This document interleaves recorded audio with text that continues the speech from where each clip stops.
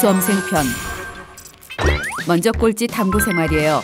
드디어 오지 않을 것만 같던 고3 수험생이 되는 첫날이에요. 진짜 고3이네. 꼴찌는 모처럼 일찍 일어나 등교 준비를 해요. 이젠 슬슬 공부를 해야 하는 때가 왔기 때문이에요. 1, 2학년 때 심하게 논 게 약간 걱정되긴 하지만 지금부터 열심히 하면 대학쯤이야 못 갈 자신이 아니라고 생각해요. 그동안에 폭탄 맞은 성적은 선생님 말씀대로 머리는 좋은데 노력을 하지 않았기 때문이라 확신하기 때문이에요. 수험생이 되었어도 외모를 꾸미는 건 필수예요. 공부에만 파묻혀 구질구질하게 하고 다니는 것만큼 찌질하게 보이는 건 없다고 생각해요. 일단 왁스를 터프하게 쳐발라 머리를 샤방하게 정리해요. 와이셔츠는 배꼽이 드러나지 않을 정도로 짧고 타이트하게, 바지는 마치 내 피부의 일부인 양 타이트하게 줄여 입어요. 마이는 어깨뽕을 빼고 등에 주름을 잡아줘요. 그 위에 고딩이라면 누구나 탐내는 등산용 바람막이와 거북이 등껍질처럼 등에 딱 붙는 백팩을 매주면 초절정 간지 고딩으로 변신 성공이에요. 모처럼 지각도 안 하고 일찍 등교해 수업 준비를 해요. 예습이나 할 겸 교과서를 살펴보는데 도대체 무슨 얘기인지 알 수가 없어요. 이렇게 심오한 걸 고등학교에서 배우는 게 맞나 싶어요. 미치겠네. 그럼 대학에 가면 핵무기 제조법이라도 배우는 건가 싶은 혼란에 빠져요. 그때 꼴찌의 거시기 프렌들이 다가와 다정하게 말해요. Are you crazy? 어울리지 않는 짓은 달나라에나 가서 하래요. 꼴찌는 폼을 잡고 니들도 고3인데 이제 정신 차리고 공부해야지 라는 되지도 않은 충고를 날리다 뒤통수를 얻어맞아요. 자식아, 지금 네가 그거 본다고 대학 가겠니? 친구들은 우정을 저버리고 대한민국 교육정책에 무릎 꿇은 비겁자라며 꼴찌를 비난해요. 공부를 선택하든지 친구를 선택하든지 둘 중 하나를 고르래요. 난감하기 그지없는 시츄에이션이에요. 친구를 선택하자니 엄마가 울고 공부를 선택하자니 친구가 없어 혼자 밥 먹는 서름이 떠올라요. 쿨하게 친구들을 선택해요. 공부는 나중에 할 수 있지만 친구는 한 번 잃으면 끝이에요. 어차피 머리는 좋은데 노력을 안 하는 것뿐이니 이 학기부터 해도 충분할 거라 확신해요. 거시기 친구 녀석들과 전투 말뚝박기로 우정을 쌓아요. 전투 말뚝박기로 디스크라는 고질병을 얻은 친구 녀석도 있지만 웬만해선 끊기가 힘든 중독성이 강한 놀이예요. 말뚝박기가 지겨워지면 책상을 사이에 두고 CD 케이스를 라켓 삼아 신나고 즐거운 미니 탁구도 쳐요. 장난감이 없어도 얼마든지 잘 놀 수 있어요. 빈 우유곽 하나면 쉬는 시간을 알차고 유익하게 보낼 수 있기 때문이에요. 우유곽을 접어 제기도 차고 박지성으로 빙의해 폭발적인 드리블로 폭풍의 질주를 하며 축구를 해요. 이승엽으로 빙의해 뻥하고 홈런을 터뜨리며 야구도 해요. 하인스워드로 빙이 되면 거친 몸싸움 끝에 멋지게 터치다운을 해낸 뒤 친구와의 뜨거운 포옹도 나눠요. 우유곽 하나로 잠시 멀어질 뻔했던 친구 사이가 다시 끈끈해지는 걸 느껴요. 우유곽은 참 신비하고 유용한 물건이에요. 신나게 놀다 보니 어느덧 모의고사 날이 되었어요. 당당하게 시험지를 받아들었는데 이런 우라질. 분명히 한글로 출제됐음에도 문제조차 이해할 수 없어요. 이런 걸 나 모르게 언제 배웠나 싶어요. 나만 따돌리고 따로 수업을 진행하는 건 아닐까 하는 허무맹랑한 음모론에도 빠져봐요. 이런저런 고민에 휩싸인 꼴찌는 긍정적으로 생각하기로 마음을 바꿔요. 이 기회에 모르는 문제가 나왔을 때 대처법과 찍기 실력을 완벽히 몸에 익히기로 결심해요. 잘 살펴보면 정성과 끈기만 있다면 거저먹는 문제도 있어요. 4층 탑을 쌓았을 때 크기가 같은 44개의 정육면체가 필요했는데 이 규칙으로 10층 탑을 쌓았을 때 필요한 정육면체의 개수를 구하는 문제네요. 이럴 땐 아주 간단한 방법이 있어요. 일일이 모두 그려보는 거예요. 끈기와 약간의 그림 실력만 있으면 20분 안에 해답을 구할 수 있어요. 참 쉽죠.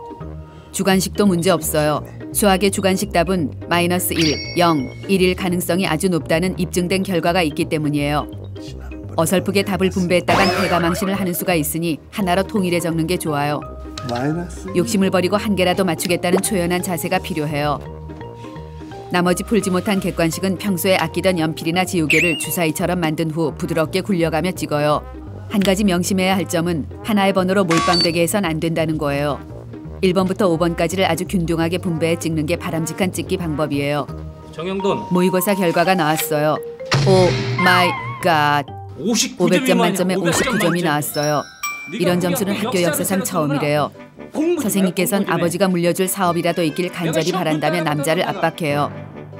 하늘이 노래지고 가슴이 답답해져 오며 그동안의 허랑방탕한 생활에 후회가 밀려오기 시작해요.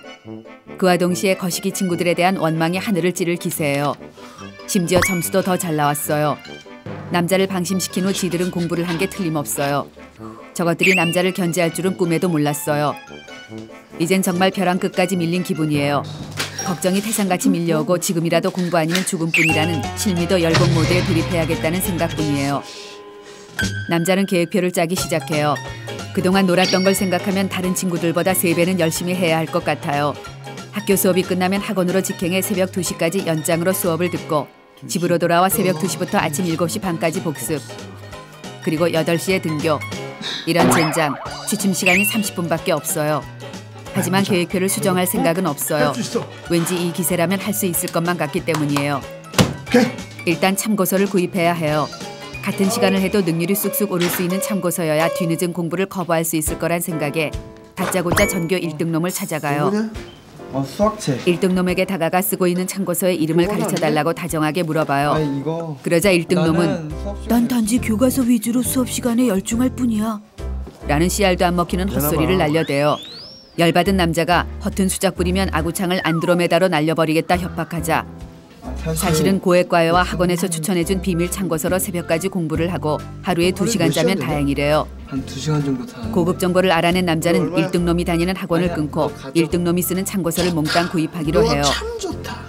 실미도 열공 모드의 첫날이 되었어요. 새로 산 참고서를 보니 뭔가 뿌듯하기도 하고 뭐든 해낼 수 있을 것 같아요. 말뚝박기나 하자는 거시기 친구 녀석들의 제안을 쿨하게 거부하고 예습을 시작해요. 뭔지는 모르겠으나 무작정 뚫어져라 읽어요. 가베. 허. 30분을 뚫어져라 봐도 뭔 소린지 전혀 모르겠어요. 수업이 시작되고 선생님의 설명에 집중해요.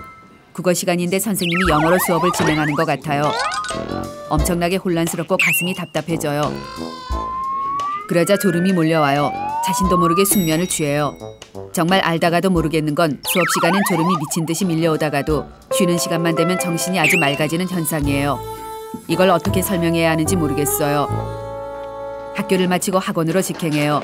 자신의 수준을 고려하지 않고 무조건 1등놈과 같은 수업을 끄는 것이 후회돼요. 학교 수업이 달나라 얘기 같다면 학원 수업은 명왕성 얘기 같아요.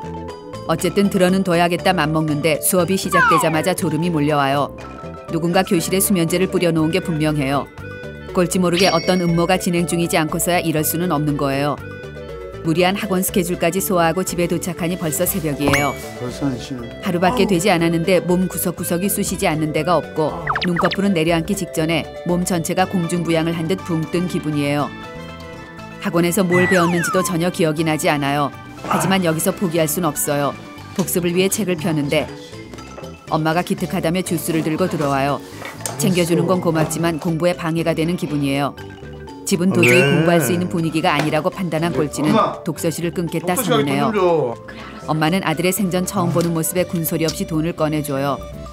내일부턴 독서실에서 2배로 열심히 공부할 것이기 때문에 오늘은 그냥 자도 될 것 같아 숙면을 취해요. 계획표대로 행한 지 이틀 만에 모든 체력이 방전되었어요. 다음 날부터 건강을 생각해 학원은 패스하고 독서실로 직행해 자율학습을 시작해요.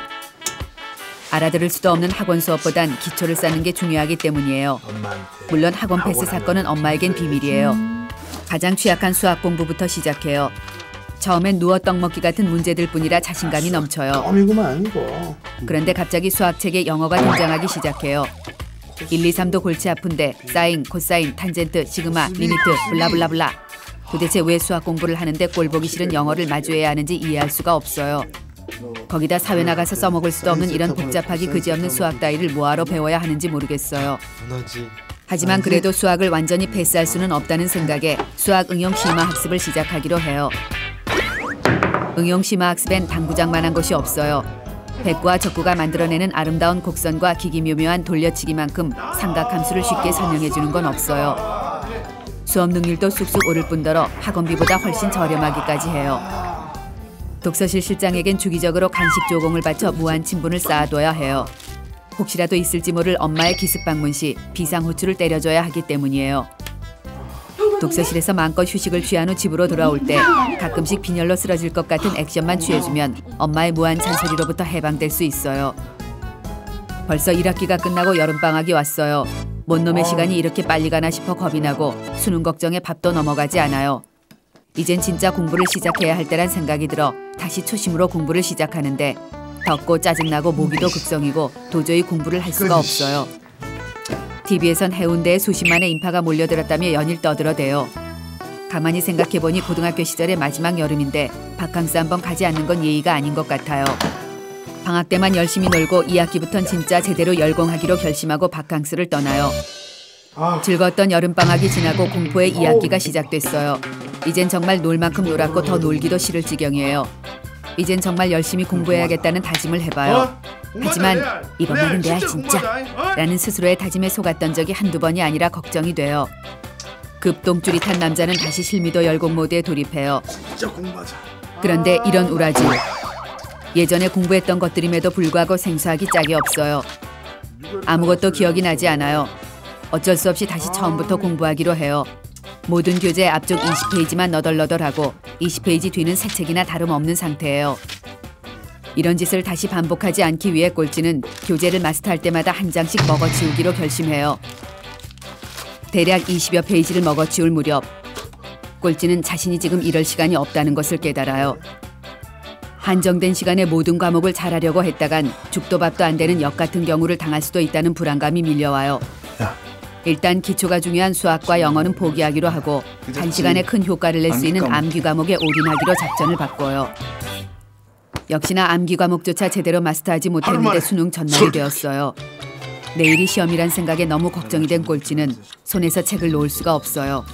그동안 왜 그렇게 놀기만 했을까 하는 후회가 밀려와요. 그런데 언빌리버블.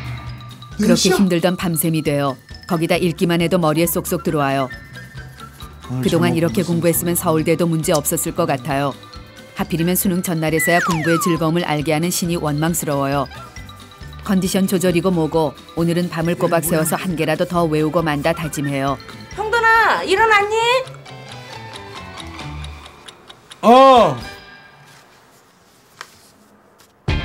이런 우라질레이 셔틀버스. 또 잠들고 말았어요. 자신의 저주받은 잠욕심의 육두문자가 터져나와요. 그동안 외웠던 것이 머리에서 모두 빠져나가 버린 것 같아요. 이럴 수는 없는 거예요. 이젠 한시라도 일찍 시험장에 도착해 한 개라도 더 외우는 것밖엔 방법이 없어요. 시간에 쫓기는 남자는 엄마를 재촉해 퀵서비스를 불러요. 꼴찌는 후다닥 달려나와 엄마가 불러주신 퀵서비스에 올라 수능장으로 떠나요. 그런데 어째 이런 일이. 수험표가 책상에 놓여 있어요. 쯧쯧쯧. 수험생 여러분, 수험표 꼭 챙기세요. 다음은 범생이 탐구 생활이에요. 고3 언니들이 수능 전쟁을 마친 뒤 봉사활동을 핑계로 슬금슬금 학교에 나오지 않아요. 선생님이 이제 진정한 고3은 너희들이라며 지금부터 쌍코피가 터지도록 공부하래요. 고3이 된 범생은 엄마 친구 자식들은 누구나 간다는 스카이를 목표로 삼고 고3 수능 레이스의 계획을 세우기로 해요. 범생이의 못 먹어도 수능 만점 퍼펙트 플랜이에요. 막상 계획을 세워놓으니 벌써부터 공부할 시간이 부족한 것 같아 똥줄이 타요. 당장 공부를 시작해야겠어요. 공부를 시작하기 전 꼭 해야 할 것이 있어요. 바로 고3 전용 능률 쑥쑥 집중력 만빵 책상 만들기예요. 책상 앞에는 여자의 꺾을 수 없는 공부 의지가 담긴 지금 자며 흘린 침은 내일 흘릴 눈물이 된다 라는 문구를 써붙여요. 출제 확률이 높은 수학 공식들과 영어 단어들은 컴퓨터, 침대, 벽, 천장, 거울, 식탁, 냉장고, 책상 등등 눈이 닿는 모든 공간에 덕지덕지 붙여 언제 어디서나 공부할 수 있는 환경을 조성해요. 이때 똑똑 조심스런 노크 소리가 들려요. 엄마예요. 엄마가 공부를 잘하려면 머리가 맑아야 한다며 필요한 게 있으면 뭐든 말만 하래요. 이때 밉상진상 대딩 언니가 거실에서 TV를 보며 깔깔대는 소리가 들려요. 미간을 살짝 찌푸리며 저 사악한 언니가 틀어놓은 TV 소리가 거슬려 공부를 못하겠다는 신호를 보내요. 그러자 엄마는 정광석화처럼 뛰어나가 언니의 등짝을 갈기며 지금 고3님이 공부 중이신데 감히 텔레비전을 키다니 미쳤어! 라고 소리질러요. 완전 쌤통이에요. 고3의 가족은 모두가 고3이에요. 고3 범생이의 하루는 뇌를 활발히 해주는 탄수화물, 기억력과 집중력 향상에 도움을 주는 과일을 골고루 먹는 아침 식사로 시작해요. 시간 없다고 밥을 안 먹으면 머리가 안 돌아가니 충분히 먹어줘요. 살이 쪄도 상관없어요. 이유는 모르나 대학 가면 다 빠진대요. 학교에 도착하면 우등생의 지정석, 앞에서 두 번째 줄 중앙자리에 자리를 잡고 앉아요. 첫 번째 자리보단 나서는 것처럼 보이진 않으면서 선생님과 눈빛 교환이 잘 되니까요. 수업 시간이 시작되면 세상에 선생님과 나 단둘이만 남은 것 마냥 필사적으로 선생님과 눈을 마주치는 동시에 손은 끊임없이 움직여 선생님 말씀 토시 하나까지 모두 필기하는 범생이 신공을 펼쳐요. 쉬는 시간이 되면 선생님께 쪼르르 달려가 이해가 잘 되지 않는 문제를 완전히 이해될 때까지 꼬치꼬치 캐물어요. 아까 수업 시간에 질문을 할 수도 있었지만 이렇게 따로 질문해야 선생님과 친해져 1대1 공부도 받고 공짜 문제집도 얻을 수 있기 때문이에요. 그래. 체육 시간 역시 운동은 집어치우고 100% 공부를 위해 활용해야 해요. 그날이다, 감기에 걸렸다, 평발이라 못 뛴다 등등 재치 만점의 뻥을 까요. 낮에 많이 움직이면 밤에 졸려 공부를 못할 수도 있기 때문이에요. 친구들이 운동하는 사이 여자는 짬이 나면 금속 이온화 경향 서열을 외워요. 칼카나마 아라천리, 준합수구 수은백금. 외워도 헷갈리는 원소 주기율표 20번은 초딩 시절 배웠던 태극기가 바람에 펄럭입니다에 맞춰 수헬리베 붕탄질 산플레 나나 알규 이낭야마 칼슘에 맞춰 부르며 외워요. 아브라카타브라보다 더 효과 있는 대학 합격 주문이에요. 학교 공부가 끝나면 집으로 돌아와 또 공부를 해요. 포근한 침대가 나에게 손짓하며 한 번만 누워봐 라며 나를 유혹해요. 잠깐 머리만 붙여도 피로가 한 방에 싹 가실 것만 같지만 한 번 누웠다간 0.1초도 되지 않아 딥슬립에 빠질 것이 분명해요. 어쩔 수 없이 최후의 방법, 눈 밑에 파스 바르기 신공을 펼쳐요. 눈이 메어 눈물이 터져 나와요. 이렇게까지 공부해야 하는 현실에 짜증과 회의가 밀려오기 시작하며 서러움이 밀려와요. 고3이라는 이유로 빅뱅 오빠들의 콘서트도 가지 못했어요. 벙벙한 간지 안 나는 교복 스커트도 2단 정도 쿨하게 잘라버리고 주름을 꼼꼼히 박음질에 통을 줄여서 센스 만점 쭉쭉빵빵 샤방샤방 간지 교복 스커트로 리폼에 입고 싶어요. 그것을 입고 빅뱅 오빠들의 콘서트에 달려갈 수만 있다면 고3의 스트레스가 한 방에 날아갈 것만 같아요. 당장이라도 가위를 들고 싶은 욕구가 치밀어 올라요. 그러다 문득 이런 생각을 하는 사이 경쟁자들의 책장은 넘어가고 있다는 생각이 들어 겁이 나요.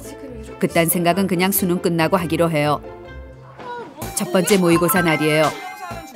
범생이는 모의고사를 대비해 몇 날 며칠 동안 하얗게 날밤을 까며 공부해왔지만 친구들의 얼굴을 보자마자 어젯밤 공부 한 개도 못하고 깜빡 잠드는 바람에 완전 망했어 작전을 펼쳐요.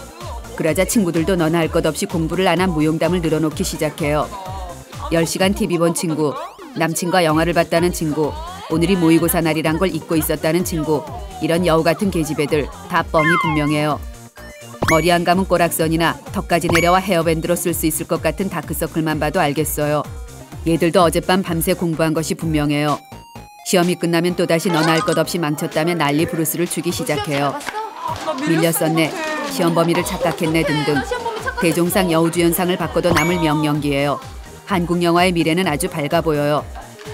며칠 후 모의고사 성적표가 나왔어요. 너무 떨려 차마 열어볼 수가 없어 일단 반 친구들의 성적 상황에 대해 스캔하기 시작해요.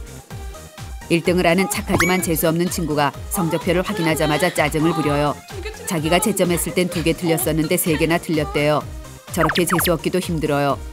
범생이와 비슷한 수준의 친구가 성적표를 확인하자마자 책상에 얼굴을 묻고 울기 시작해요. 성적이 잘 안 나왔나 봐요. 안쓰럽긴 하지만 아싸 가오리, 왠지 경쟁자를 한 명 제낀 듯해 은근히 기분 좋아요. 자, 이제 자신의 성적표를 확인할 시간이에요. 허걱, 이런 우라질 브라질 말미잘 레이션. 예상보다 훨씬 떨어지는 성적이에요. 좌절 곱하기 의욕 상실의 상태에 빠져요. 눈물이 나올 것 같아요. 이건 분명히 시험날 머리를 감았기 때문이란 생각이 들어요. 징크스가 생긴 것이에요. 다음부턴 절대 세수도 안 하고 시험을 보겠다고 맹세해요. 어느덧 여름방학이에요. 방학엔 스카이 안정권 점수 만들기에 돌입해요. 이번 작전은 새벽에 학교에 왔다가 별 보며 돌아가는 학교의 사르리라따 작전이에요. 학교에는 고3 수험생의 필수품, 쪽잠을 위한 아로마 수면 베개, 담요, 3디다스 슬리퍼, 완전 살림이 차려져 있어요. 전쟁이 나도 몇 달은 끄떡 없을 지경이에요. 이때 교복의 단추가 뻥 하는 소리와 함께 뜯어져요. 장시간의 작석과 잦은 야식으로 인해 늘어난 살을 작고 연약한 단추가 견디지 못하는 건 당연한 일이에요. 이제 몸만 초록색으로 변하면 헐크 소리 듣기 딱 좋아요. 하지만 이런 굴욕적인 비만과 고3의 고질병 변비와 피부 트러블은 대학만 가면 몽땅 해결될 것이에요. 엄마는 대학만 합격하면 피부과 시술과 성형외과 시술이라도 시켜주겠다 공약했어요. 공증이라도 받아둬야 하는 거 아닌가 하는 생각이 들지만 그냥 믿기로 해요. 그냥 믿자. 이때 나보다 모의고사 점수 10점이 높은 지지배가 코피가 터지는 일이 발생해요. 저 지지배는 얼마나 공부를 열심히 하길래 코피까지 터지는 걸까 생각하니 왠지 지고 있는 느낌이에요. 코피를 쏟은 친구만 대학에 가고 나는 똑 떨어질 것 같아요. 또다시 자신감 게이지가 바닥을 쳐요. 재수를 하는 건 아닐까? 라는 재수없는 생각에 빠져들어요. 이제 스카이가 아니라도 좋으니 서울에 있는 학교라도 갔으면 좋겠다고 생각해요. 범생이는 공부로 지쳐있는 자신의 슬럼프를 극복할 방법을 찾아요. 자신감 회복과 스트레스 해소를 위해 자신감을 만빵 회복시켜줄 난이도 최하 문제지를 풀기 시작해요. 빛의 속도로 거침없이 문제를 풀어내고 심지어 정확하기까지 해요. 오예, 난 천재가 분명해요. I'm so hot. 난 너무 잘났어요. I'm so cool. 난 너무 머리 좋아. 범생이 여자는 스카이에 갈 수 있다는 자신감이 회복되며 다시 공부에 열중할 수 있는 에너지가 충전됨을 느껴요. 이때 아이돌 그룹 탑스타 A양이 수능도 없이 여자가 그토록 원하는 K대에 수시 입학을 했다는 소식이 들려와요. 공부 한자 하지 않고 대학문을 땅 짚고 헤엄치듯 넘는 아이돌 지지배가 절대 비호감으로 느껴지며 이렇게 공부해봤자 뭐하나 인생 무상 허무함이 밀려와요. 나도 공부를 하지 말고 연예인이나 할 걸 그랬어요. 수능이 70일 남았어요. 여자는 수능 막판 스파트, 오답노트 만들기와 약점 보완 단계로 진입해요. 오답노트는 흘렸던 문제를 예쁜 노트에 오려붙인 뒤 색색의 볼펜과 형광펜으로 나만의 맞춤 참고서를 만드는 작업이에요. 자꾸만 좀 더 이쁘게 좀 더 깔끔하게 만들고 싶은 욕구가 용솟음쳐요. 잠시라도 공부해서 해방되고 싶기 때문이에요. 고3이 된 뒤 공부 빼고는 뭐든 다 재밌어요. 선생님이 들어와 기쁜 소식이 있다며 이번 수능이 쉽다는 평가가 나온 신문기사를 보여줘요. 그러니 공부 못하는 애들도 포기하지 말고 희망을 가지래요. 헐, 이건 기쁜 소식이 아니라 비보 중에 비보예요. 지금까지 이 약물고 공부했는데 너나 나나 다 잘 볼 수능이 될 거라 생각하니 짜증이 솟구쳐 올라요. 쉽게 내고 싶으면 내년부터 쉽게 내라고 교육부에 청원이라도 내고 싶어요. 가뜩이나 짜증이 나서 돌아왔는데 엄마가 교육방송을 깜빡하고 녹화하지 않은 초특급 실수를 저질렀어요. 범생이는 엄마에게 내가 엄마 때문에 대학에 못 가도 상관없는 거냐는 막말을 던지며 그동안 몰아놨던 공부 스트레스와 압박감을 잔뜩 몰아 한 방에 엄마에게 화풀이를 해요. 화를 내자마자 범생이는 이제 내가 네 년의 밥이냐? 그렇게 유세 떨려면 공부하지 마! 라는 엄마의 분노 융단 폭격을 예상해요. 지금이라도 무릎 꿇고 싹싹 빌까 생각하는데 엄마가 수험생 딸 하나 제대로 보필 못해줬다며 미안하대요. 사실은 오늘 네가 먹을 보약을 데우느라 깜빡 잊었다며 엄마도 아빠도 안 먹는 보약을 건네줘요. 엄마에게 신경질 낸 것이 죄송해 온몸에 땅구멍이 다 입이라도 할 말이 없어요. 수능이 30일 앞으로 오면 실전 수능 모드로 돌입해요. 자신의 세포 하나하나까지 수능형 인간으로 만들어야 해요. 공부 과목은 수능 시험 시간대에 맞추어 아침에는 언어 수리를 공부하고 점심시간 이후에는 과탐과 외국어를 공부해요. 문제를 풀 때도 초시계를 옆에 두고 한 문제에 1분 이상의 시간이 들지 않도록 연습해요. 수능 전날이 되었어요. 친척들과 선후배들, 엄마 친구, 아빠 친구, 언니 친구 할 것 없이 모두 엿과 찹쌀떡을 가지고 왔어요. 다들 잊지 않고 챙겨주는 마음이 고마웠는데 점점 부담 갖지 말고 최선을 다해 시험을 보라는 말이 내일 시험을 망치면 인생을 망치는 것과 다름없다는 소리처럼 들려오기 시작해요. 마지막 정리로 수능 예상 문제를 콕콕 집어주는 교육방송 선생님이 그동안 수고 많으셨습니다 라며 끝인사를 해요. 만감이 교차하며 눈물이 터져 나올 것만 같아요. 이 모든 고생이 내일로 끝이 나는 게 속이 시원하다가 다시 고3 처음으로 돌아가면 더 잘할 수 있을 것 같은 복잡한 마음이에요. 울먹이는 나에게 엄마는 대학은 인생의 전부가 아니며 엄마가 기도하고 있으니 다 잘 될 거래요. 나보다 더 고생한 엄마를 생각하니 부담은 배가 돼요. 좋은 컨디션을 위해 일찍 잠자리에 들려고 하는데 밥 먹듯이 외우던 원소 주기율표가 갑자기 생각나지 않아요. 내일 수능에 이 문제가 꼭 나올 것만 같아 잠이 안 와요. 벌떡 일어나 오답노트에 정리해뒀던 원소 주기율표를 다시 한번 외워요. 외우고 또 외워도 내일 잊어버릴 것 같은 불안감과 걱정이 쓰나미가 되어 여자를 괴롭혀요. 수능 아침이 되었어요. 여자는 아침 일찍 수능시험장 분위기에 적응하러 수험장으로 떠나요. 옷은 춥거나 더울 수 있으니 얇은 옷을 많이 껴입는 게 좋아요. 도시락은 평소에 늘 먹던 소화가 잘 되는 음식으로 준비하고 가방에는 여러 가지 책이 아닌 꼭 봐야 하는 오답노트와 교과서만 몇 권 챙겼어요. 머리는 아무리 떡이 져도 절대 감지 않아요. 감으면 공부한 모든 것이 날아가 버릴 수도 있으니까요. 집안 식구들의 응원을 받으며 집에서 나서는데 엄마가 품 안에 엿을 챙겨 따라 나와요. 아마 시험을 보는 사이 내내 교문 앞에서 기도를 하려나 봐요. 수험생 여러분 힘내세요. 저희 롤러코스터가 응원할게요. 화이팅! 결혼 준비편. 먼저 남자의 결혼 준비 과정이에요. 우여곡절 많았던 연애를 마무리하고 드디어 여친과 결혼을 하기로 했어요. 양가의 식구들이 첫 대면을 하는 상견례 날이에요. 그럴 리 없겠지만 드라마에서 자주 나오는 남자의 어머니와 여자의 아버지가 과거의 연인이었다든지 하는 막장 전개만 일어나지 않으면 돼요. 아싸, 생판 처음 보는 사이이신 것 같아요. 막장은 역시 현실에서 일어나기 힘든 일인가 봐요. 분위기도 이보다 좋을 수 없어요. 명절도 아닌데 덕담이 폭주해요. 장인 장모님께서 잘생기고 믿음직스러운 아들이 하나 더 생긴 것 같아 행복해 돌아가실 지경이래요.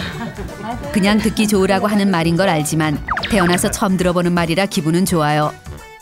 엄마 아빠도 여친을 친딸처럼 아껴주겠다고 화답해요. 정식으로 결혼 허락이 떨어지고 결혼 날짜까지 정해져요. 일이 술술 풀리는 게 기분 좋긴 한데 너무 잘 풀리니 뭔가 함정이 있을 것만 같은 기분이 들어요. 역시나 집에 왔더니 엄마가 언짢은 표정을 지으며 말해요. 예.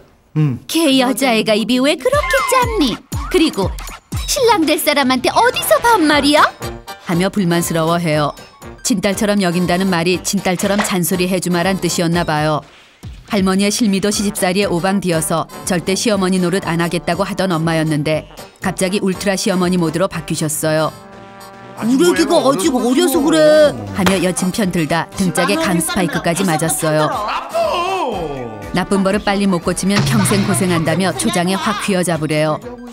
거기다 예식장은 반드시 처가보다 우리 집에 한 발자국이라도 가까운 예식장으로 고를 것이란 기선제압 미션까지 던져졌어요.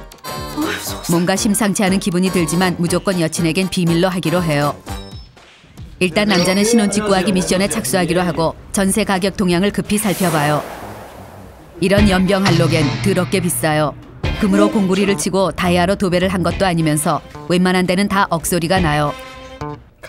변두리로 뒤져나가면서 심지어 직장에서 2시간 걸리는 곳까지 뒤적거려 보지만 자신의 재정 상태로는 월세방도 어림없다는 계산이 떨어져요.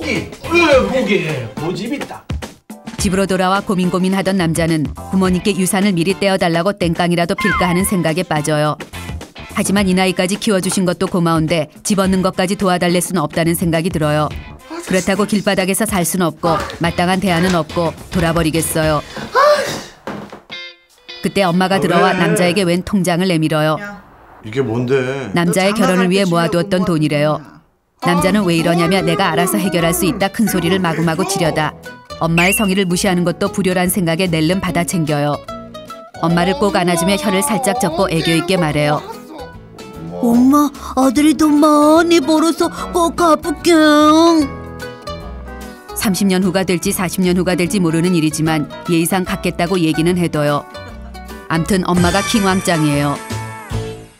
막상 집을 구하려 하자 걱정이 한이 없어요.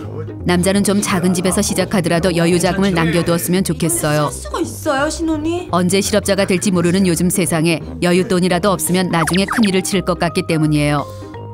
거기다 이제 정말 전기세, 가스비, 수도세 같은 공과금을 남자가 내야 한다는 것도 겁이 나고 집을 구하는 것처럼 큰일을 스스로 결정해야 한다는 것도 부담스러워 돌아버리겠어요. 그런데 여친은 생각이 달라요. 신혼집의 기준이 생활의 편리함이 아니라 먼저 결혼한 친구 집의 평수예요. 크지 않냐? 친구 집보다 작은 곳에선 절대 시작할 수 없대요. 거기다 인테리어가 샤방하고 간지가 좔좔 흐르는 감당 못할 집만 골라대요. 피가 마르지만 여친을 실망시킬 수 없어 억지 미소를 지으며 난 참 좋겠다 마냥 해맑아서 라는 원망을 마음속으로만 날려줘요. 엄마에게 결정한 간지 신혼집에 대해 말하자 엄마는 달나라 토끼 절구지라는 소리 하지 말라며 신혼집을 직접 보시겠대요. 집안을 둘러보시던 엄마는 이 집은 해가 잘 안 들어서 난방비가 많이 나오고 주방 또한 불편하게 생겨서 살림하기에 최악이라며 바로 벤치를 놔요. 결국 여친이 이런 데도 사람이 살 수 있는 거야? 하며 치를 떨던 집으로 결정해요. 엄마가 가시자 참고 참던 여친의 짜증이 폭발해요. 너무한 거 아니야, 진짜? 이럴 거면 네 엄마랑 결혼하지 왜 자기랑 결혼을 하냐며 펄펄 뛰어요. 남자는 알았다며 엄마를 설득해보겠다고 말하고 간신히 진정시켜요. 엄마를 찾아가 설득을 해보지만 벌써 네 마누라 편드는 거냐며 섭섭해하세요. 벌써 네 마누라 편드는 거야? 여친을 다시 설득해봐요. 그럼 그 바퀴벌레 여친이 나온 울어요. 집에서 살아야 돼? 엄마가 섭섭해하세요. 또 울어요. 엄청 노여워하세요. 결혼 깬대요. 분노에 없는 자식으로 생각하신대요. 결혼 접재요. 돌아버릴 지경이에요. 결혼이고 뭐고 다 때려 엎고 싶은 마음뿐이에요. 남자는 두 여자 사이에 껴서 순환을 당하는 스트레스로 인해 원형 탈모증과 불면증에 시달려요. 남자는 최후의 배팅을 하기로 맘먹고 결혼 때려치겠다 선언을 해요. 그리고 완전 뚜껑 열렸으니 알아서 합의 보는 게 좋을 거라는 무언의 압박을 시작해요. 올해 남자의 송강호급 명연기가 빛을 발했어요. 엄마와 여친이 한 발씩 물러나 평범한 집으로 낙찰을 받았어요. 간신히 파혼의 위기를 넘겼어요. 정말 결혼 2번 했다간 심장마비에 걸려 죽을 것만 같아요. 하지만 평화도 잠시, 곧 공포의 혼수 준비가 시작돼요. 원래부터 좀 꼼꼼한 성격이긴 했지만 여친의 쇼핑센터 100바퀴 드립에 남자는 사망일보 직전의 상태가 돼요. 꼼꼼한 것도 좋지만 이건 해도 너무해요. 집 근처 여기저기, 친구에게 들은 곳 여기저기, 친구의 친구가 말한 곳 여기저기, 걸어가다 우연히 본 여기저기 거기 조기를 끌고 다니고 간데 또 가고 안 간데 찾아가고 신공이 마구 펼쳐져요. 원래부터 쇼핑엔 재주가 없는 남자는 벌써 그로기 상태에 빠져요. 대충 하자며 피곤한 티라도 내면 여친은 집장만 사건을 들이대며 셔터마우스 하지 않으면 결혼을 쪽내버리겠다며 협박을 해요. 완전 이성을 상실한 상태예요. 도배를 했는데도 벽 스티커, 프로방스 창 등을 왜 새로 달아야 하는지 이해할 수가 없어요. 이건 안방에 붙이자. 엄마는 그런 거 없이 어떻게 잘 살아오신 건지 모르겠어요. 남자는 가전 매장을 30바퀴쯤 돌다 포기 단계로 진입하고 여자가 고르는 물건에 무조건 오케바리를 외쳐줘요. 괜찮지? 어차피 남자 돈 드는 일도 아니니 그냥 네 멋대로 하세요라고 해주는 게 정신건강상 이롭기 때문이에요. 하지만 남자도 힘이 불끈불끈 솟는 시간이 있어요. 바로 TV를 고르는 시간이에요. 거실이 아무리 아담해도 TV는 52인치 이상 빛의 TV, 최신형 LED를 구입해야 해요. 남자는 장롱 따위 던져버리고 옷을 행거에 거는 한이 있어도 말하는 밥솥 내던지고 냄비에 밥 해먹는 한이 있어도 TV만큼은 가장 좋은 걸 사야 한다고 여친에게 몇 번이고 강조해요. TV 선택은 신부감 고르는 것보다 20배쯤 더 꼼꼼히 살펴보고 따져봐야 해요. 리모컨 터치 후 동작까지 걸리는 시간은 어느 정도인지, 정면에서 벗어난 시야에서도 화면에 왜곡은 일어나지 않는지, 소파에 누워 48시간 동안 연속으로 시청해도 눈에 피로는 오지 않을지 등등. 작은 것 하나까지도 놓쳐선 안 돼요. 하지만 오락기와 연결할 때 그 TV가 더욱 빛이 날 것임을 여친한테 미리 말할 필요는 없어요. 결혼 준비를 하는 여친은 자꾸만 뭔가를 물어대는 병에라도 걸린 것 같아요. 드레스 디자인부터 예물의 디자인, 한복 스타일, 신혼여행지, 청첩장 디자인, 심지어 청첩장 글씨체까지 어떤 게 낫냐며 의견을 말하래요. 다 거기서 거기 같은데 뭘 그렇게 고르는지 모르겠어요. 너무 많은 질문에 머릿속이 하얗게 된 남자는 네 맘대로 하세요란 신뢰 만땅의 답을 던져요. 썩을. 그딴 무성의한 대답 따윈 필요 없대요. 남자는 다시 마음을 가다듬고 이런저런 생각을 해본 듯한 표정으로 이게 괜찮은 것 같은데 라고 말해요. 센스를 밥 말아 처먹었냐며 나무래요. 이런 우라질 브라질 스리랑카 레이션, 이래도 싫고 저래도 싫고 남자 보고 어쩌라는 건지 모르겠어요. 결국은 지 맘에 드는 걸로 할 거면서 왜 묻는지 모르겠어요. 정말 웃기는 짜장 춘장 두반장이에요. 웨딩 촬영은 더 말하기도 싫어요. 차라리 군대를 다시 가고 말지라는 말이 자동으로 터져나올 지경이라는 것만 알아두세요. 어느덧 결혼이 한 달 앞으로 다가왔어요. 이때부터 남자의 관심은 오로지 결혼식에 친구가 얼마나 오느냐 하는 것뿐이에요. 평소에 연락하지 않던 친구들에게 직접 전화를 걸어 오랜만에 얼굴이나 보자며 약속을 잡아요. 싸워서 안 보는 친구가 있어도 자존심 따윈 쓰레기통에 처박고 먼저 전화해 화해를 해요. 예식장에 친구들이 적게 오는 것만큼 초라한 일은 없기 때문이에요. 기념 촬영 시 친구들이 개떼처럼 밀려나오도록 하기 위해 최선의 노력을 해야 해요. 친구들과의 약속 자리에 도착했어요. 늘 그렇듯 일단 술로 달리기 시작해요. 오랜만에 만나서 결혼 이야기를 하려니 살짝 뻘쭘해요. 적절한 타이밍을 포착하기 위해 눈치를 보던 남자는 친구들의 눈이 살짝 풀릴 즈음 폭탄 선언을 해요. 에이씨아이들아, 엉아 장가간다. 화들짝 놀란 친구들이 이구동성으로 물어요.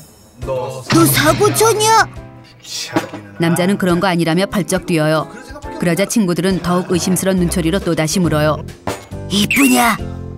당근이지. 라는 상콤한 대답을 날려줘요. 그러자 질투에 눈이 먼 친구놈들이 여친 구경 좀 시켜달래요. 이런 호랑말코 같은 쉐이드를 만나 새벽 1시에 결혼할 여친을 불러내라니 남자를 죽일 셈인가 봐요. 차라리 날 죽이라고 배를 째라며 버티기 작전을 펼쳐요. 그러자 친구놈이 지금 당장 불러오지 않으면 결혼식 날 너의 추악한 과거를 예식장 마이크에 대고 불어버리겠다는 협박을 해요. 허걱, 완전 엿됐어요. 이 자식들은 한다면 하는 놈들이라는 걸 알고 있기 때문이에요. 어쩔 수 없이 여친에게 사정사정에 자리로 나와달라 부탁해요. 잠시 후 뚜껑이 열렸지만 초인적인 인내로 뚜껑을 살짝 눌러 닫은 표정의 여친이 나타났어요. 친구 녀석들이 허튼 소리나 하지 않을까 싶어 불안해 돌아가실 지경이에요. 근데 웬일인지 친구 녀석들이 애가 좀 덜 떨어지긴 했지만 착하긴 하다며 남자를 마구 칭찬해줘요. 역시 친구 하나는 잘 둔 것 같다는 생각이 들어요. 그런데 그때 친구 한 놈이 은근슬쩍 남자의 첫사랑 얘기를 꺼내요. 헉, 저것이 미친 게 확실해요. 여친의 표정이 살짝 어두워져요. 술에 맛이 간 건지 질투에 맛이 간 건지는 모르지만 친구를 가장한 사탄 녀석들이 짓궂은 장난을 시작해요. 여친의 뚜껑이 들썩대는 게 눈에 보일 지경이에요. 완전 망했어요. 파혼이란 글씨가 눈앞에 아른거려요. 한참을 참아내던 여친의 표정이 울그락불그락해지더니 너무 늦었다며 일어나 나가요. 오 마이 갓. 여친의 뚜껑이 폭발해 날아가고 말았어요. 왜 그래? 과거는 과거일 뿐 앞으로 내 인생에 여자는 너란 지집에 하나뿐일 거라는 약속을 마구 날려대 간신히 파혼 위기에서 벗어나요. 도대체 결혼 준비하면서 몇 번을 파혼할 뻔하는지 모르겠어요. 그 후 졸업 후 한 번도 찾아뵙지 않은 은사님을 찾아가 주례를 부탁해요. 입에 침을 살짝 바르고 남자의 인생이 은사님을 만나고 바뀌었으며 평생의 롤모델이 은사님이었다는 뻥을 친 후 잽싸게 주례를 부탁해요. 염치 없는 짓인 걸 알지만 간지나는 양력을 가진 주례 선생님은 남자의 이미지를 더욱 업시켜줄 것이기 때문이에요. 결혼식이 일주일 앞으로 다가오고 함이 들어가는 날이에요. 여친 집안에서는 시끄럽지 않게 조용히 하자고 했으나 남자의 친구들은 절대 그냥 넘어갈 수 없다고 해 어쩔 수 없이 함을 하기로 해요. 하지만 얼마 안 가 차라리 친구가 적은 게 나을 뻔했다는 것을 알게 돼요. 곱게 함이나 날라줄 것이지 왜 술은 만땅으로 처먹고 처가 동네 사람들이랑 싸우는지 모르겠어요. 거기다 도를 넘어설 지경으로 돈을 밝혀 처가 식구들의 빈정까지 상하게 해요. 심지어 부처님 같은 장인어른의 분노의 날아차기와 장모님의 쌍욕 25단 콤보를 볼 뻔했어요. 암튼 저것들은 친구가 아니라 왼수예요. 결혼식만 끝나면 저것들의 아구창에 상콤한 정권을 내지르기로 맘먹고 참아요. 결혼식에 안 오면 큰일이니까요. 파혼 위기만 수십 번을 넘기고 드디어 결혼식 전날이 되었어요. 문득 내일 결혼한다고 생각하니 가슴이 떨리고 잠이 오질 않아요. 내일이면 엄마 아빠와 헤어져 한 여자와 가정을 책임지는 가장이 된다는 게 부담스러워 죽을 지경이에요. 아버지처럼 믿음직스러운 남편이 될 수 있을까? 아버지처럼 자상한 아빠가 될 수 있을까? 5만 가지 생각이 머리를 어지럽혀요. 하지만 그것도 잠시 고민만 하면 뭐 할 건가 싶어요. 까짓거 부딪혀보면 못할 것도 없을 것 같은 자신감이 넘쳐요. 막노동을 해서라도 여자 하나 못 먹여 살리겠냐는 생각을 하며 잠자리에 들어요. 그러다 갑자기 뭔가 잊은 게 있다는 불길한 생각이 떠올라 잠이 깨요. 남자는 재빨리 휴대폰을 꺼내 저장되어 있는 친구들에게 내일 결혼식인 거 알지? 안 오면 다 능지처참 이라는 공손한 단체 문자를 쏴요. 드디어 모든 준비를 마쳤어요. 마지막으로 여친에게 문자를 남기고 잠에 들어요. 자기야, 우리 행복하고 예쁘게 잘 살자. 나 정말 잘할게. 사랑해, 여봉. 다음은 여자의 결혼 준비 과정이에요. 시어머니께 결혼 날짜를 받았어요. 이날에 결혼하면 자식을 줄줄이 열은 낳고 천년만년 백년해로 한다는 길일 중에 길일이래요. 그런데 오 마이 갓, 지금으로부터 187일 2시간밖에 남지 않은 촉박한 날짜예요. 마음이 급해진 여자는 모든 인간관계와 취미생활은 뒤로 미루고 완벽한 결혼식 만들기 대작전에 돌입해요. 가장 먼저 신부들의 꿈과 희망을 현실로 만들어준다는 카페에 가입해 결혼식 전 꼭 준비 과정에 대한 깨알 같은 정보들을 수집해요. 카페에 가입하니 황당신랑 열전부터 세상에 이런 일이 나올 법한 시어머니 시리즈들이 여자의 결혼에 대한 불안감을 자극해요. 지금까지는 좋으신 시어머니지만 여자를 괴롭히고 구박하진 않을까 걱정돼요. 그 걱정이 꼬리에 꼬리를 물어 건실해 보이는 남편이 첫날 밤 변태로 밝혀지는 건 아닐까 하는 걱정에까지 이르게 돼요. 결국 이딴 생각을 접고 결혼 준비에 박차를 가하기로 해요. 시간이 얼마 없는 만큼 간소하게 준비하기로 하며 급한 대로 웨딩홀, 드레스, 스튜디오, 메이크업, 신혼여행, 청첩장 디자인, 결혼식장 생화장식 여부, 예단 반상기, 한복 디자인, 웨딩 촬영 앨범 페이지 수, 하객 명단, 가전제품과 가구만 결정하기로 해요. 여자가 태어난 이래 이렇게 많은 걸 스스로 결정해야 하는 건 처음이에요. 제일 먼저 할 일은 식장을 잡는 것이지만 이 일은 껌이에요. 여자에게는 신랑감이 없을 때부터 찍어둔 울트라 캡숑 나이스장 결혼식장이 있기 때문이에요. 초롱초롱 물기 머금은 두 눈을 깜빡이며 신랑에게 나 예전부터 꿈꾸던 결혼식장이 있는데 라고 말해요. 나의 초절정 멋쟁이 남자 중에 남친이 완벽 결혼준비위원회의 짱은 너라며 다 네 맘대로 하래요. 역시 이 남자를 선택하길 잘한 것 같아요. 결혼식장을 결정했다고 시어머니께 샤방샤방 알려드리는데 오 마이 갓. 시어머니가 거기는 시댁 식구들 교통편도 불편하고 게다가 거기서 누가 결혼식 했다가 이혼을 해서 찜찜하시지만 니들 맘대로 하래요. 니들끼리 맘대로 해. 이건 절대로 거기를 정했다가는 지독한 시집살이를 각오하라는 뜻이에요. 결국 어머님이 찜해놓은 식장에서 하기로 해요. 식장이 정해지면 결혼에 꽂힌 스드메 준비 단계에 돌입해요. 스드메란 스튜디오, 드레스, 메이크업을 줄여 말하는 예비 신부의 필수 용어예요. 완벽한 드레스를 찾기 위해 여자가 임명한 드레스 원정대. 신랑과 친정엄마 그리고 빈말은 절대로 하지 못하는 냉정하고 직설적인 언니와 함께 드레스샵을 가요. 꿈꾸던 식장을 포기한 한을 아름답고 완벽한 드레스로 풀어야 해요. 샵으로 들어서면 여자에게는 엄마 아빠가 지어주신 정가은이란 이름은 날아가고 신부님이란 이름이 지어져요. 첫 번째 입어볼 드레스는 한가인도 있고 강혜정도 있고 손태영도 입었다는 탑 드레스예요. 여자의 아름다운 어깨 라인이 한껏 드러나는 드레스를 2개의 뽕보라를 넣고 허리를 한껏 조이자 마법같이 S라인이 탄생했어요. 내가 봐도 천사가 따로 없네요. 신부님 나가십니다. 라는 소리와 함께 짠 하고 커튼이 열려요. 남친은 벌떡 일어나 넋을 놓고는 침을 줄줄 흘려요. 두 엄지를 치켜들며 당장 그걸로 결정하재요. 냉정한 언니도 디카로 연방 여자를 찍어대며 님 좀 짱이래요. 여자의 어깨가 한껏 으쓱해지려는데 헐, 엄마의 반응이 시큰둥해요. 엄마에게 이 드레스 별로야? 라고 물어요. 엄마가 여자에게 목매인 소리로 정말 시집을 가는구나 라고 하더니 눈가가 촉촉하게 번지기 시작해요. 여자는 결혼식도 멀었는데 벌써부터 눈물 콧물을 짜는 엄마가 참 주책이라고 생각해요. 탑드레스, 미니드레스, 하이네크 라인 드레스, 이너라인 드레스 닥치는 대로 모두 입어봐요.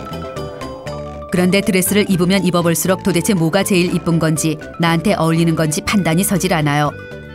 이건 팔뚝이 두꺼워 보이는 것 같고 이건 목이 짧아 보이는 것 같고 이건 허리가 너무 길어 보이는 것 같아요. 드레스 원정대의 의견이 절실히 필요한 순간이에요. 그런데 이런 돼질랜드, 집중을 해서 나의 완벽한 드레스를 찾아야 할 드레스 원정대가 시간이 갈수록 집중력이 흐려지는 사태가 발생해요. 몇 개만 더 입어볼까? 남친은 커튼이 열리기도 전인데 입버릇처럼 예쁘대고 엄마는 처음엔 울기까지 하더니 이제는 대충 고르래요. 심지어 냉정한 언니는 드레스를 입은 여자 앞에서 하품까지 하는 만행을 저질러요. 드레스 원정대에 대한 서운함이 쓰나미가 되어 밀려와요. 여자는 이 사람들이 나의 결혼에 대해 진지한 고민이 있기는 한 건지 나를 사랑하기는 하는 건지 의심스러워요. 10군데의 드레스샵을 돌아다니며 드레스 40벌 정도 입어본 끝에 겨우 드레스를 골랐어요. 여자는 남편을 고르는 것보다 더 힘든 게 드레스를 고르는 것이라고 생각해요. 드레스샵을 고르면 그 샵에서 대충 남친의 턱시도도 고르기로 해요. 이때 남친이 나도 하얀색 제비꼬리 연미복을 입어볼까? 라는 어처구니 없는 발언을 터뜨려요. 헐, 하얀색이라니. 결혼식 당일에 하얀색을 입을 수 있는 건 오로지 신부인 여자뿐이란 걸 모르나 봐요. 여자는 남친에게 그냥 시키는 대로 입으라는 뜻으로 자기는 뭘 입어도 멋있어 라고 말해준 뒤 자신의 드레스를 돋보이게 할 검은색 양복을 입히기로 해요. 막상 드레스를 보고 나니 결혼식 당일 슬쩍슬쩍 보일 팔뚝살과 코르셋으로도 해결 안 될 뱃살이 걱정의 쓰나미가 되어 돌아와요. 그런데 샹, 결혼한다니까 모임도 많고 술을 퍼마실 기회도 많아져요. 맥주가 테이블 위에서 결혼 준비에 스트레스를 한 방에 날려 여자를 유혹해요. 맥주 한 컵에 96칼로리. 저걸 한 번 입에 대면 맥주 5잔에 안주까지 입에 넣는 음주 무아지경에 빠질 게 뻔해요. 허벅지를 꼬집어서라도 참아야 해요. 배고프지만 어쩔 수 없어요.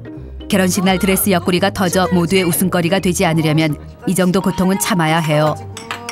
드디어 여자가 기다리고 기다리던 웨딩 촬영 날이에요. 여자는 이날을 위해 풀만 먹으며 3kg를 감량했어요. 아직 2kg를 더 빼야 하지만 사진은 포토샵이라는 신이 주신 최고의 과학기술이 있으니 이 정도면 성공이에요.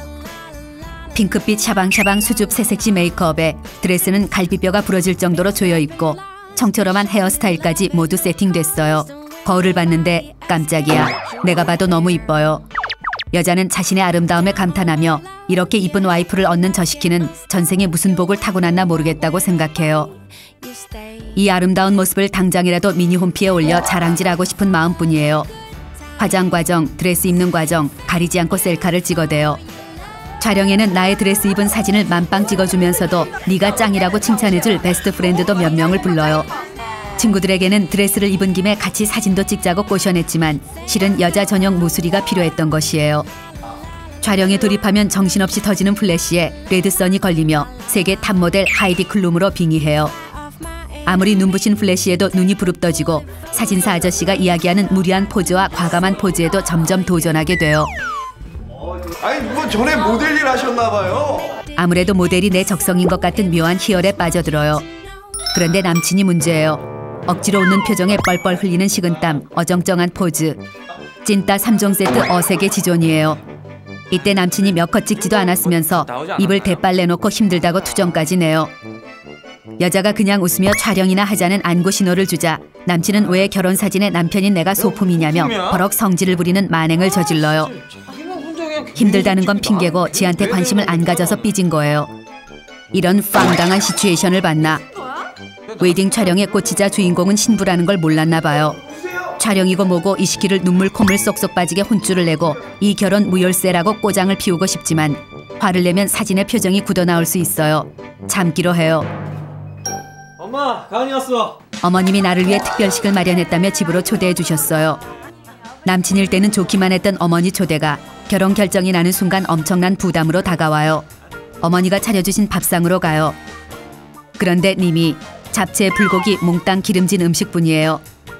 저걸 다 먹었다간 지금까지 해온 다이어트가 말짱꽝 도루묵이 될 게 뻔해요. 하지만 밥을 안 먹거나 남긴다는 것은 시어머니 밥은 맛이 없으니 먹을 수 없다는 뜻이고 복스러운 며느리가 아니라 재수없는 며느리란 뜻이에요. 무조건 시어머니가 퍼주시는 밥은 다 먹어야 해요. 뭐하니 빨리 먹지. 딱 하루만 눈 딱 감고 먹어보려 하지만 도저히 숟가락이 입으로 가질 않아요. 밥 한 공기에 칼로리 300, 반찬까지 먹는다 하면 1000칼로리는 거뜬히 넘을 게 뻔해요. 그럼 많이 먹어야 된다 가은아. 이걸 다 먹었다간 골라놓은 완벽한 드레스에 어울리는 완벽한 팔뚝을 만들 수 없어요.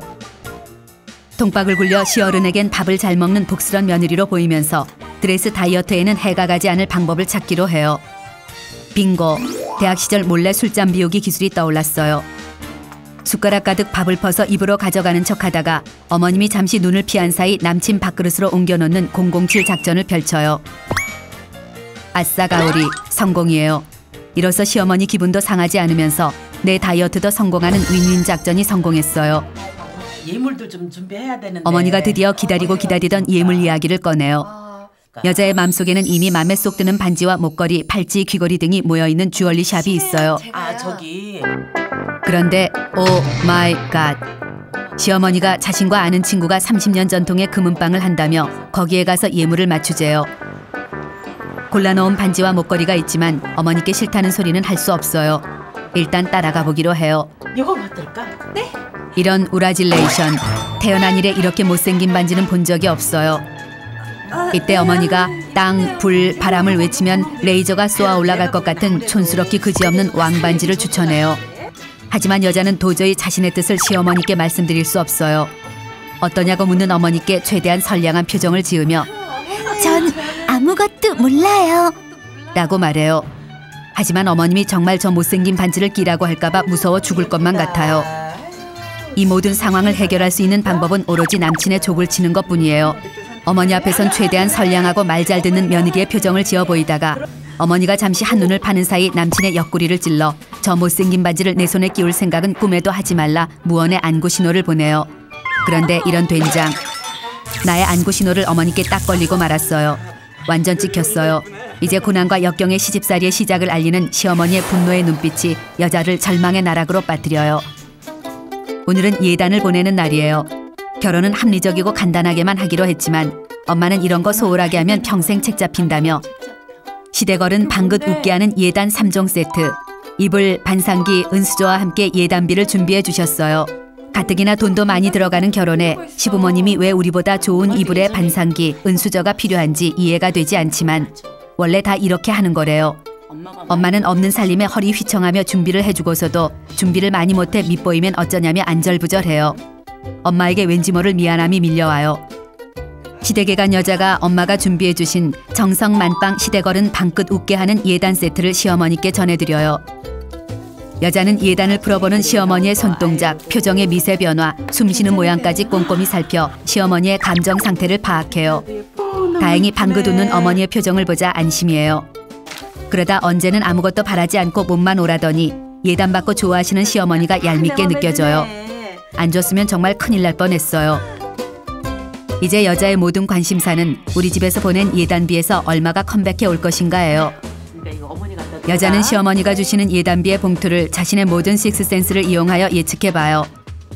3분의 2는 주겠지? 설마 치사 빤수 똥빤수로 반도 안 주겠어? 아니야, 누구네는 반은커녕 5분의 1도 안 준다던데? 여자는 예단비로 받아든 봉투를 당장이라도 열어 확인하고 싶은 욕구에 휩싸여요. 3분의 2는 돌아온다고 확신하고 준비한 건데 반도 안 오면 결혼 준비에 완전 큰일이에요. 시댁에서 나오자마자 여자는 어머니가 주신 예단 봉투를 쿨하게 뜯어 확인해요. 이런 젠장, 반밖에 컴백하지 않았어요.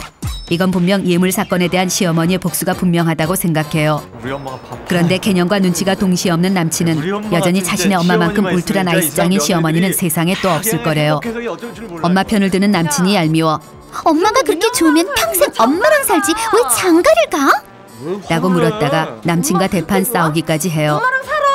결혼 결정하기 전까진 세상에서 제일 행복했던 연인이었는데 요즘엔 맨날 싸워요. 이런 결혼 준비 과정은 그냥 건너뛰어버리고 뿅 하고 순간이동을 해 신혼여행지로 갔으면 좋겠다는 생각이 간절하게 들어요. 결혼 전날이 되었어요. 어쩐지 뭔가 빠진 게 있는 것 같은 허전함과 불안감, 걱정이 지워지지 않아요. 이때 내 방으로 조심스럽게 엄마가 들어와요. 엄마가 내일 시집도 가는데 마지막으로 엄마랑 같이 자재요. 예, 좋잖아. 여자는 결혼해도 맨날 볼 건데 괜히 오바한다며 아무렇지 않은 척, 쿨한 척, 시집가서 좋아 죽는 척을 해보지만 진짜?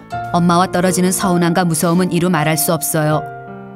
여자는 자신도 모르게 코끝이 찡해지고 눈물이 터져나올 것만 같아요.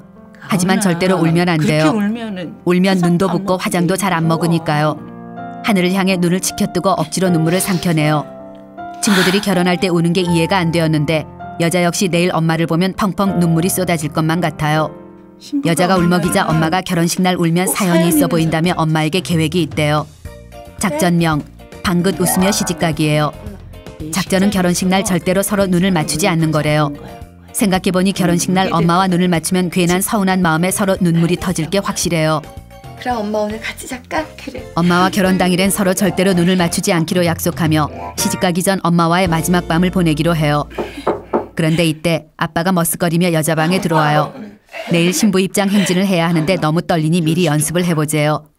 무슨 연습? 아빠에게 걷기만 하면 되는 걸 뭘 연습하냐며 뭘 그런 걸 연습해? 라고 튕겨요. 아빠의 얼굴에 서운함의 그림자가 밀려 들어와요. 엄마가 여자의 옆구리를 쿡쿡 찌르며 너 시집가는 게 서운해서 그런 거니까 한번 해주래요. 신부 입장 연습을 위해 아빠와 손을 잡아요. 그러다 문득 여자가 10살이 넘은 뒤로 아빠 손을 잡아본 적이 없다는 생각이 스치고 지나가요. 오랜만에 잡은 아빠의 손이 많이 늙고 거칠어져 있어요. 나를 키우느라 이렇게 거칠어진 손을 보자 마음 한쪽 구석이 짠하게 아파와요. 가자.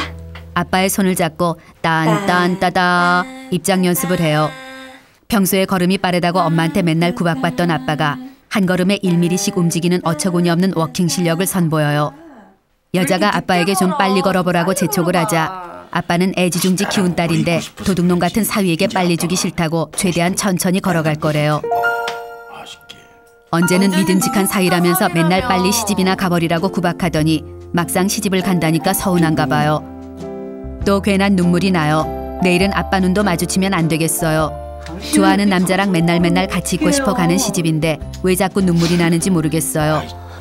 이 눈물이 행복의 눈물인지 걱정의 눈물인지 엄마 아빠와 헤어짐에 대한 서운함의 눈물인지 헷갈려요.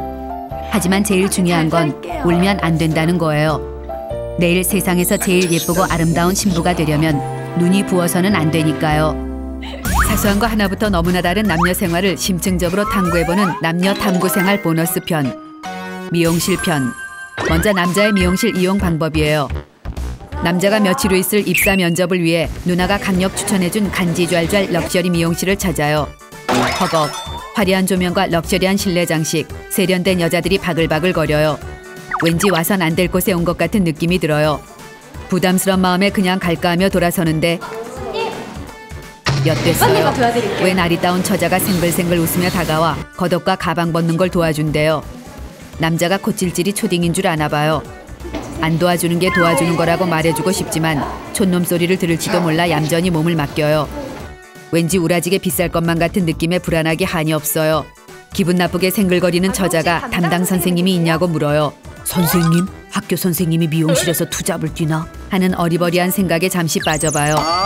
눈치를 보아하니 디자이너를 선생님이라고 부르나 봐요. 담당 선생님은 우리 동네 수키 미용실 수키 어머니지만 없다고 말해요. 그러자 잠시 앉아서 기다리래요. 뻘쭘함이 몰려오지만 곁눈질을 해 미용실 직원들의 가슴에 명찰이 달려있는 것을 발견해요. 티파니, 제시카, 써니 등등. 여자 직원의 이름이 왠지 낯익어요. 원래 저 사내놈은 니쿤이래요. 양심도 참 더럽게 없어요. 남자는 괜히 소녀시대와 2PM에게 미안해지기 시작해요. 그때 마냥 생글거리는 처자가 다가와 웬 잡지를 건네요. 잡지를 받으며 힐끔 명찰을 살피는데 제길, 얜 태연이래요. 진짜 왜들 이러는지 모르겠어요. 암튼 가뜩이나 시선 둘 곳이 없어 불안했는데 잡지라도 볼 수 있어 다행스러워요. 뭔 놈의 잡지가 글씨가 없어요. 3분의 2는 광고에 읽을 거리라곤 화장법과 연예인 스캔들 기사뿐이에요. 뭘 읽으라고 준 건지 알 수가 없어요. 아, 신봤어요. 쭉쭉빵빵 언니들의 무릇한 속옷 광고를 발견했어요. 극한의 집중력을 발휘해 눈이 빠져라 봐요. 이쁜 언니들을 집으로 모시고 가고 싶은 마음이 굴뚝 같아요. 그때 누군가 다가오는 것 같아 급하게 잡지를 덮어요. 잡지를 덮자마자 간지가 좔좔 흐르는 디자이너가 다가와 자리에 앉으래요. 좀만 늦었어도 변태로 몰려 개망신을 당할 뻔했어요. 혹시나의 명찰을 살펴요. 이런 우라질, 지가 유나래요. 이젠 정말 분통이 터질 지경이에요. 자칭 유나 디자이너가 다짜고짜 어떤 스타일로 해드리냐고 물어요. 스타일이라곤 정형돈 스타일밖에 모르는 남자는 뭐라고 대답해야 할지 몰라 당황해요.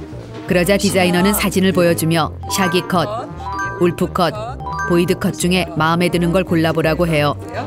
남자는 생전 처음 들어보는 기괴한 이름의 머리 스타일을 한 자신의 모습을 상상해봐요. 연병, 하나같이 소화할 수 없는 스타일 뿐이에요. 저런 머리를 했다간 밖을 나돌아다닐 수 없을 것이 뻔하단 생각이 들어 그냥 조금만 다듬어 주세요 라고 얘기해요. 그러자 디자이너는 애기들 턱받이처럼 생긴 물건을 목에 묶고 커다란 보자기를 둘러 씌운 후 머리를 자르기 시작해요. 지금부터가 괴로운 시간이에요. 디자이너 선생님께서 인상이 좋다는 둥, 머리 스타일만 조금 바꿔도 인물이 살겠다는 둥, 자꾸만 이것저것 물어보며 말을 걸어와요. 마땅히 대답할 말도 없는 민망한 질문에 남자는 눈을 내리깔고 시선을 피해요. 눈이라도 마주쳤다간 또 말을 걸 것이기 때문이에요. 드디어 영원히 끝나지 않을 것만 같던 커트 시간이 끝났어요. 디자이너 선생님이 마음에 드냐고 물어요. 그닥 마음에 들지도 않고 별로 달라진 것도 없는 것 같지만 아주 만족스럽다는 미소를 지어줘요. 간신히 고비를 넘겼지만 더욱 부담스러운 시간이 남았어요. 바로 머리를 감는 시간이에요. 아까 그 부담스런 자칭 태연 처자가 아무 이유 없이 계속 생글거리며 머리를 감겨줘요. 허파에 바람이 들어갔나 봐요. 외간 여자가 머리를 감겨준다는 부담 때문인지 온몸이 경직돼 뻣뻣해지고 모가지가 쥐가 날 지경이에요. 그러나 불편한 자세보다 더욱 신경 쓰이는 것은 시선 처리예요. 머리를 감겨주는 외간 여자를 똑바로 쳐다보기 민망해 눈을 질끈 감아요. 수건으로 눈이라도 가려줄 것이지 정말 센스라고는 개미 똥꼬만큼도 없는 애예요. 이제 모든 게 다 끝났나 싶었는데 다시 자리에 앉으래요. 디자이너가 다가와 드라이기로 머리를 말려줘요. 그런데 머리를 감고 거울을 보니 나름 간지가 나고 장동건 필도 나는 것 같은 착각이 들어요. 그때 디자이너가 왁스 발라드릴까요? 라고 물어요. 빨리 이곳을 나가고 싶은 마음뿐이지만 거부했다간 성의를 무시하는 기분을 줄까봐 고개를 끄덕여줘요. 디자이너가 능숙한 손놀림으로 머리를 만져줘요. 그런데 갈수록 어이없는 스타일로 변해가요. 거울 속엔 어색하기 짝이 없는 꽃보다 뚱보가 앉아있어요. 이 외모에 꽃보다 남자의 김현중 머리가 어울린다고 생각하나 봐요.